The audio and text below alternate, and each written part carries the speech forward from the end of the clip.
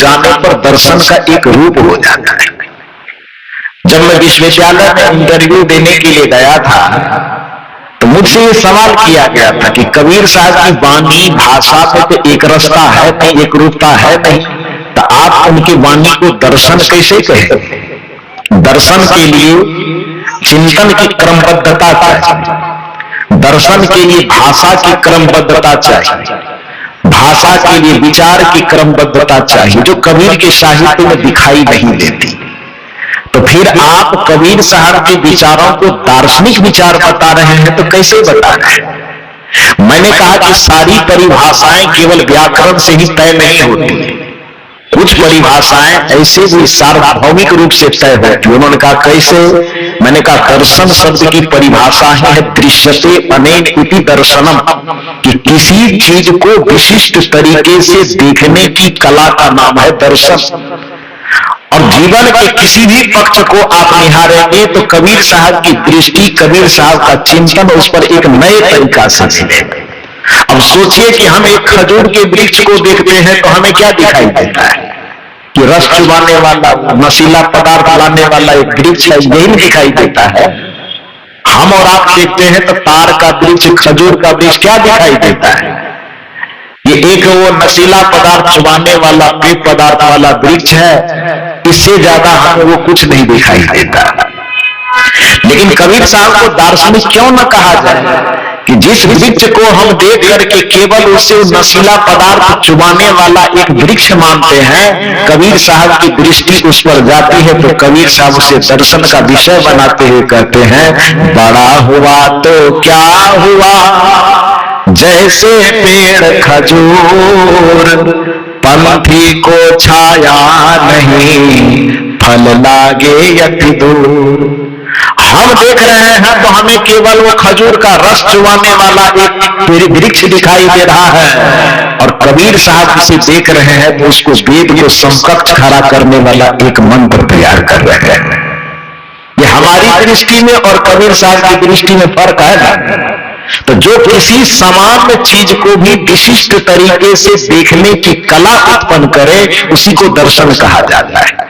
दृश्यते अनेन इति दर्शनम, कि किसी दृश्य को देख करके उसको विशिष्ट तरीके से व्याख्यायित करने की कला जिसकी विचार हो, उस विचार को दर्शन कहा जाता है। तो कबीर साहब के भाषा में भले कोई क्रमबद्धता ना हो, कबीर साहब के चिंतन में भले ही कोई क्रमबद्धता ना हो, लेकिन किसी भी चीज को देखने की जो उनकी विशिष्ट दृष्टि है, विशिष्ट शैली है, वह दृष्टि, वह शैली ही कबीर साहब को दार्शनिक बनाता है और कबीर साहब को महान बनाता है। हम और आप जा रहे हैं रास्ते से, कोई कुम्हार घड़ा बना रहा है, क्या मतलब है? घड़ा बना रहा है, मिट्टी को रौंद रहा है, जो एक सामान्य सी घटना है। घड़ा बना रहा है तो मिट्टी को तो रौंदेगा ही, लेकिन कबीर साहब देखते हैं एक नया दर्शन निकलता है। माटी कहे कुम्हार से तो क्या रौंदे मोर, एक दिन ऐसा आएगा मैं रौंदूंगी तो। एक अत्याचारी व्यक्ति को समझाने के लिए इससे बेहतरीन उदाहरण क्या हो सकता है? जो दूसरे का शोषण करता है, जो दूसरे का दमन करता है, जो दूसरे का उत्पीड़न करता है, उसको समझाने के लिए इससे व्यवहारिक उदाहरण और क्या हो सकता है कि भैया तू मिट्टी कमजोर है, लाचार है, तो तू उसको अपने पैर से रगड़ रगड़ करके रौंद रहा है, लेकिन याद रखो वक्त को पलटने में देर नहीं लगती। जिस दिन वक्त पलटेगा मिट्टी अपने ताकत पर आएगी, तो जो उसको आज पैर से रौंद रहा है वह मिट्टी भी पलट करके उसको रौंद सकती है। ये कबीर साहब ने दर्शन दिया है, और कबीर साहब को ये दर्शन देने के लिए वेद शास्त्र उपनिषद का मुंह देखने की जरूरत नहीं है। कबीर साहब को अपना दार्शनिक चिंतन प्रस्तुत करने के लिए उधारी का सौदा करने की आवश्यकता नहीं है। वो अपने अंतरात्मा से वेद मंत्रों को पैदा करते हैं। छोटी छोटी घटना जो हमारे और आपकी दृष्टि में बहुत छोटी घटना है, उनको भी दार्शनिक धरातल देने का काम सदगुरु कबीर साहब करते हैं। अब इससे बड़ी बात क्या हो सकती है? हमारी माता बहनें जाता चक्की चला करके, हालांकि अब तो वो समय नहीं रहा जाता चक्की चलाने वाला, अब तो मसाला भी बना हुआ पैकेट में ही आता है, सीला पाटी की भी अब जरूरत नहीं है। थोड़ा बहुत चटनी उठनी बनाने के लिए उसकी जरूरत थी तो कंपनी वाले मिक्सी बना डाल रहे हैं, उसी में दे के एकदम एक स्विच दबाओ एकदम फटाक से बन के तैयार है। तो वो जाता, चक्की, सीला पाटी, क्या बोलते हैं उसको, सिल्वर, हाँ, तो उसकी अब तो कोई जरूरत नहीं है। लेकिन जिस समय कबीर साहब का जमाना रहा होगा उसका बहुत महत्व रहा होगा।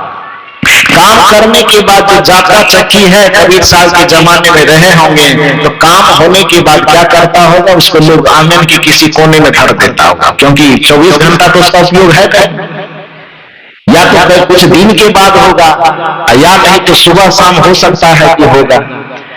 तो सुबह शाम उपयोग करने के बाद जिस जाता जिस चक्की को आदमी आंगन के एक कोने में धर देता है उसकी कोई उपयोगिता अब नहीं बची। आंगन के एक कोने में उपेक्षित रूप से पड़ने वाले उस जाते पर, उस चक्की पर कबीर साहब की दृष्टि जाती है और वो कहते क्या है, चलती चक्की देख के दिया कबीरा रो, दो पाटन के बीच में साबुत बचा न को। जो चक्की उपेक्षित आपके आंगन के कोने में पड़ी हुई थी उस चक्की को उठा करके दर्शन का एक आधार दिया, साहित्य तक पहुंचा दिया। ये क्षमता सिर्फ सदगुरु कबीर साहब के पास हो सकती है, क्योंकि बड़ा वह नहीं होता है जो बड़े की बड़ाई करे, बड़ा वह होता है जो छोटे को भी नीचे से उठा करके बड़ा बना दे। सदगुरु कबीर साहब संतों के सम्राट इसी वजह से है कि जिन पर किसी की दृष्टि नहीं जा रही है, कबीर साहब उन चीजों पर दृष्टि डाल करके मुख्य धारा में लाने की कोशिश कर रहे हैं। हिंदी साहित्य के प्रगति युग में हीरानंद बादशाह और आप ही के राजनांदगांव के गजानन माधव मुक्ति बोध जी इसी क्षेत्र के थे ना। जब हम लोग विश्वविद्यालय में प्रोफेसर की तैयारी करते थे तो गजानन माधव मुक्ति बोध की कविता पढ़ते थे। मैं आपके इस क्षेत्र के दो विद्वान से बहुत ज्यादा प्रभावित भी हूं और उनके साहित्य से उपकृत भी अपने आप को मानता हूं। एक गजानन माधव मुक्ति बोध जी और दूसरे माधवराव सप्रे जी। माधवराव सप्रे जी शायद इसी इलाके के हैं, रायपुर तरफ के, रायपुर क्षेत्र के। तो यूजीसी के कोर्स में आता है, एमए के विद्यार्थी को जब हम लोग विश्वविद्यालय में वहां पर पढ़ाते हैं तो उस सब्जेक्ट के अंतर्गत इन दोनों की कहानियां और कविताएं आती है। माधवराव सप्रे की कहानी और गजानन माधव मुक्ति बोध की कविता। इन महापुरुषों में एक हीरानंद सच्चिदानंद वात्स्यायन जो हुए, उन्होंने नया प्रयोग किया हिंदी साहित्य में और उन्होंने भी कबीर साहब की तरह दहाड़ते हुए कहा कि कवि लोग उपमा के लिए चांद की तरह मुंह, कमल की तरह नैन, हिरण की तरह चाल, इसका कितना उदाहरण देगा, कुछ नया उदाहरण लाओ। ये घास जो दिखते हैं इसको उदाहरण बनाओ, ये वृक्ष जो दिखते हैं, प्रकृति की घटनाओं को साहित्य में उदाहरण का दर्जा मिलना चाहिए। ये प्रगतिशील सोच वाले जो लेखक कवि हुए बाद में उन्होंने ये डंका बजाया। लेकिन कबीर साहब जो भक्ति काल में हो चुके थे, मध्य युग में हो चुके थे, ये प्रगतिशील सोच वाले लेखक आज यह कहते हैं कि हमारी ये नई प्रगतिशील सोच है कि हम प्रकृति को, वृक्षों को, वनस्पतियों को साहित्य का उदाहरण बनाना चाहते हैं। लेकिन सदगुरु कबीर साहब ने 600 वर्ष पहले उस प्रगति सोच का डंका बजा दिया था और उन्होंने कहा था कि साहित्य में केवल उदाहरण कमल नहीं बनना चाहिए, साहित्य का उदाहरण केवल मानसरोवर ही नहीं बनना चाहिए, साहित्य का उदाहरण केवल चांद ही नहीं बनना चाहिए, साहित्य का उदाहरण केवल सूर्य ही नहीं बनना चाहिए, बल्कि साहित्य का उदाहरण वह उपेक्षित चीज भी बनना चाहिए जो समाज में उपेक्षित पड़ा रहता है और उस पर किसी की दृष्टि नहीं जाती है। वह उपेक्षित चीज क्या है? खजूर का वृक्ष है। वह उपेक्षित क्या है? चलती चक्की है। वह उपेक्षित क्या है? वो माटी, कुम्हार की माटी है, जो साहित्य का विषय नहीं बना, जो साहित्य की मुख्य धारा में कभी नहीं आया। कबीर उपेक्षित चीजों को मुख्य धारा में लाने वाले संत थे, चाहे वह समाज के पिछड़े दलित पिछड़े लोग हों कि चाहे साहित्य में पिछड़े लोग हों, उसको कबीर साहब मुख्य धारा में ला करके लोगों के सम्राट बन गए, सभी के संतों के वो सम्राट बन गए, सबके हृदय के वो सरताज बन गए। कहने का ये अभिप्राय है कि जब मैं वहां पर मौखिक परीक्षा देने के लिए गया, इंटरव्यू देने के लिए गया, तो यही कहा गया मुझसे, क्योंकि मेरे जो थीसिस का पीएचडी का सब्जेक्ट था मेरा संत कबीर के संतमत दर्शन में आदर्श राष्ट्रीयता के सूत्र, इस पर मुझे लिखना था। तो चूंकि कबीर साहब के संतमत दर्शन में, कबीर साहब के साहित्य को दर्शन में पिरो रहा था, तो प्रारूप को देखने के बाद सबसे पहला प्रश्न किया कि कबीर साहब के चिंतन को आप दर्शन कैसे कर सकते हैं? दर्शन तो नहीं हो सकता। मैंने कहा कारण बताइए सर, क्यों नहीं हो सकता? तो कारण उन्होंने यही बताया कि दर्शन के लिए दर्शन चिंतन की कर्मबद्धता चाहिए, जो न तो कबीर साहब की भाषा में दिखती है, न कबीर साहब के भाव में दिखते हैं, न कबीर साहब के चिंतन में दिखता है। इसलिए उनके वाणी दर्शन नहीं हो सकते, इसलिए सब्जेक्ट को चेंज कीजिए। मैंने कहा मैं पीएचडी न करूं ये मुझे मंजूर है, लेकिन मैं सब्जेक्ट चेंज नहीं करूंगा। उन्होंने कहा क्यों नहीं करेंगे? तो मैंने वही कारण बताया कि आपके दृष्टि में दर्शन की वो परिभाषा हो सकती है कि विचार में क्रमबद्धता हो, भाषा में क्रमबद्धता हो, लेकिन मेरी दृष्टि में दर्शन की परिभाषा है जिसको किसी भी तथ्य को, किसी भी विषय को, किसी भी घटना को विशिष्ट रूप से देखने की दृष्टि प्राप्त हो, विशिष्ट रूप से देखने की कला प्राप्त हो, उसी को दर्शन कहा जाता है और उसी को दार्शनिक कहा जाता है। और कबीर साहब के जीवन के हरेक विभाग, प्रकृति के हरेक घटनाओं को विशिष्ट तरीके से देखा है, इसलिए मेरी दृष्टि में सदगुरु कबीर साहब दार्शनिक है। फिर तब वो सहमत हो गए और उसको उन्होंने सिग्नेचर किया कि नहीं आप ठीक कह रहे हैं, आप इस पे कीजिए। तो फिर उसी पे मैंने अपनी बातें आगे बढ़ाई, उसको लिखा। तो मूल रूप से मैंने ये कहा कि कबीर साहब छोटी घटना, तो बताइए कि सेंट खरीदने वाली घटना को कबीर साहब यहाँ दर्शन की क्या उच्चता प्राप्त करते हैं? आध्यात्मिक चेतना से जोड़ते हुए अब एक सेंट की खरीद बिक्री को, इत्र की खरीद बिक्री को क्या दार्शनिक उच्चता प्रदान कर रहे हैं कि कबीर संगति साधु की, उदाहरण क्या है? जो गंधी की वास, सेंट बेचने वाले के पास बैठने से जो लाभ होता है, उदाहरण कितना सुंदर है, बिल्कुल व्यवहारिक। जो सेंट को लेने देने से दार्शनिक चिंतन को कुछ लेना देना नहीं है, लेकिन सदगुरु कबीर साहब की काबिलियत है कि छोटी सी खरीद बिक्री को भी वो दर्शन का हिस्सा बना दे। कबीर संगति साधु की, जो गंधी की वास, जो कछु गंधी दे नहीं तो भी वास सुवास। साथ कहते हैं कि सोचो कि एक गंध बेचने वाला, सुगंध बेचने वाला, इत्र बेचने वाला कोई व्यापारी आया है, उसमें से हमारी कोई एक माता खरीदना चाहती है, लेकिन माता खरीदना एक चाहती है, लेकिन दो चार अड़ोस पड़ोस के लोगों को मालूम हुआ कि सेंट बेचने वाला आया है, तो भले ही उसको खरीदना ना हो, लेकिन 10 लोग देखने के लिए जमा हो गए।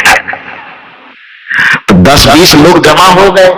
अब कबीर साहब इसमें प्रश्न करते हैं कि वहां बेचने वाले एक हैं, खरीदने वाले एक हैं, लेकिन उसके अगल बगल जो 10-20 हैं, भले ही लेन देन उसको नहीं करना है, लेने की योग्यता, लेने का सामर्थ्य उसके पास नहीं है, उसके बावजूद भी जब एक दूसरे से लेन देन की क्रिया घटित होगी तो एक बोतल से दूसरे बोतल में सेंट डालने के क्रम में जो उसकी सुगंधी निकलेगी तो केवल खरीदने वाले के नाक तक पहुंचेगी कि देखने वाले के नाक तक नहीं पहुंचेगी?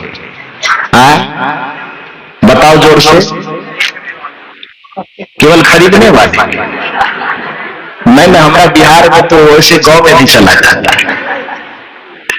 छत्तीसगढ़ का क्या मामला है? यदि यहां पर कोई पर्दा रहता हो कि केवल खरीदने वाले के नाक तक जाएगा, ऐसी व्यवस्था है तो बताओ। नहीं है ना? खरीदने वाले एक, बेचने वाले एक, सामने में 10 यदि खरीदने बेचने से मतलब न भी हो उसको, फिर भी जब एक दूसरे के बीच लेन देन होगा, एक बोतल से दूसरे बोतल में सेंट डाले जाएंगे तो देखने वाले के नाक तक भी सुगंधी अनायास ही पहुंच जाएगी। कबीर साहब का उदाहरण देकर के साधु की संगति की तुलना करते हैं कि जैसे इत्र बेचने वाले और खरीदने वाले, काम तो दो के बीच में हो रहा है, लेकिन लेने जो देखने वाले लोग हैं अनायास ही उस सुगंध से लाभ ले लेते, उसके नाक तक सुगंध चली जाती है। ठीक उसी प्रकार से जब कहीं संत आवे, कहीं गुरु का आगमन हो, तो हमारे हृदय में श्रद्धा की पूंजी हो कि न हो, भाव की पूंजी हो कि न हो, हम साधु से कुछ लेने के लायक न भी हो, फिर भी हमें सत्संग में जाकर के बैठना चाहिए, ताकि साधु के चरित्र से, साधु के संस्कार से, साधु की तपस्या से जो संस्कार की आभा और सुगंधी निकलेगी वह हमारे जीवन को परम पवित्र बना देगी और परम आनंद से सराबोर कर देगी। ये सदगुरु कबीर साहब कहते हैं कि संगति कीजिए साधु की। कबीर की संगति, साधु की संगति क्यों करें? तो साधु तो ज्यों गंधी की वास, जैसे सुगंध बेचने वाले के समीप में बैठना भी लाभकारी होता है, उसी तरह से साधना संपन्न चरित्र के सामने बैठना लाभकारी होता है। संस्कार संपन्न चरित्र के सामने बैठना भी लाभकारी होता है। ज्ञान संपन्न चरित्र के सामने बैठने पर भी लाभकारी होता है। इसलिए जाकर के साधु की संगति में बैठो। फिर लोगों ने पूछा कि साधु की संगति में बैठने से कुछ लाभ है?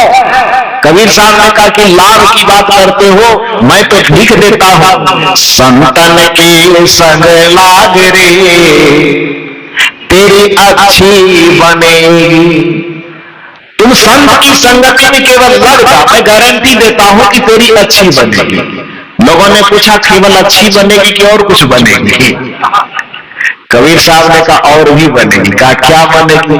अच्छी बनेगी तेरी बिगड़ी बनेगी। अच्छी तो बनेगी, कदाचित पहले से कुछ बिगड़ चुकी है तो वह बिगड़ी भी बनेगी। अच्छी बनेगी तेरी बिगड़ी बनेगी, संतन के संग लाग रे तेरी अच्छी बनेगी। लोगों ने कहा साहब अच्छी बनेगी, ये बात तो समझ में आ रही है, लेकिन यदि कुछ बिगड़ गई तो बिगड़ी कैसे बन जाएगी, ये मेरे समझ में नहीं आ रहा है। कबीर साहब ने कहा रुको मैं समझाता हूं। मुझे धर्म जगत का वैज्ञानिक कहा जाता है, और वैज्ञानिक का मतलब ही होता है जो चीज लोग व्यवहार से न समझ सके तो उसे प्रयोग करके समझाना चाहिए। क्योंकि दो चीज होता है, थ्योरी और प्रैक्टिकल, सिद्धांत और प्रयोग। तो वो प्रयोग करके मैं समझा देता हूं। कहा कैसे समझाएं? कबीर साहब ने कहा एक बात बताओ, कभी किसी पदाधिकारी के पास गए हो? भक्त ने कहा गया तो हूं। तो क्या किसी पदाधिकारी से कभी सिग्नेचर और मोहर मरवाने की जरूरत पड़ी है? आप लोगों को पड़ी है कि नहीं पड़ी? कभी पड़ी है? जब किसी भी पदाधिकारी के पास आप मोहर मरवाने गए हैं तो सवाल आपसे यह है कि आपने जो मोहर मरवाया तो आपने कभी देखने की कोशिश की कि उस मोहर पर जो लिखे हुए अक्षर होते हैं वो उल्टा होता है कि सीधा होता है? जी आप लोग बड़े धीरे धीरे बोलते हैं। भूल भूख लगने के कारण ऐसा बोल रहे हैं कि आवाज का वॉल्यूम वैसा है? इधर वाले बोलो, उल्टा होता है। इसका सुन के बोल दो कि अपने मन से बोल रहे हैं, अपने मन से बोल रहे हैं। हाँ, तो जब भी किसी पदाधिकारी के पास आप मोहर मरवाने जाते हैं, उस मोहर पर जो लिखे हुए अक्षर होते हैं वो सीधा नहीं होता है, उल्टा होता है। लेकिन उस मोहर को जैसे ही हम इंक से लगा करके सादा कागज तक पहुंचाते हैं, उस सादा कागज का संपर्क करने के बाद वो अक्षर उल्टा ही रह जाता है कि सीधा हो जाता है? सीधा हो जाता है। अच्छा, हम समझे केवल बिहार में ही होता है, नहीं यहां भी होता है। अच्छा, होता है। तो जिस मोहर के सारे अक्षर स्वाभाविक रूप से उल्टे होते हैं, वह मोहर जब कागज के संपर्क में जाता है तो सारा का सारा अक्षर क्या हो जाता है? सीधा हो जाता है। सदगुरु कबीर साहब कहते हैं कि जैसे उल्टा मोहर का सारा उल्टा अक्षर उस सफेद कागज के संपर्क में जाने पर सीधा हो जाता है, उसी तरह से किसी कर्म के कारण आपके नसीब, आपके तकदीर, आपका भाग्य चाहे कितना ही उल्टा क्यों न हो गया हो, लेकिन उज्जवल चरित्र रूपी संत के शरण में जब आपका जाता है तो फिर आपका जीवन का नसीब भी सुधर जाता है, आपका भाग्य सीधा हो जाता है, आपके बिगड़े हुए कर्म सीधे हो जाते हैं, आपके उल्टे नसीब कहो, भाग कहो, तकदीर कहो, प्रारब्ध